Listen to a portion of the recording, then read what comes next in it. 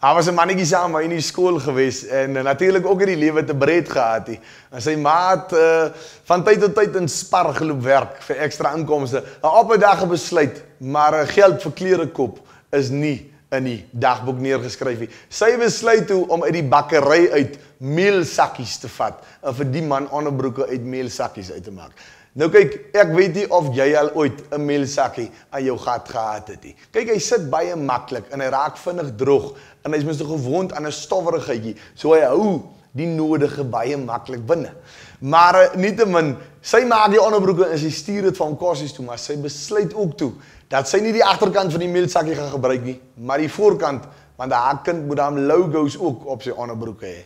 Daai man laat weet na 4 dae terug plaas toe met 'n brief, hoe dankbaar hy is vir die onderbroeke wat sy ma vir hom gemaak het. En hy sê in die brief, ma sal nie glo nie, maar Sunny hou spesifiek van die onderbroek wat voorop sê self-raising. Sy het dit na 'n paar minute gesê, hier gebeur niks. Hy sê maar na Sari is self 'n baie netjiese kind. Hy sê Sari hou van die een wat voorop sê rol dun uit. Hy sê magtig, was sy aanwesig geweest. Hy sê maar Johanna.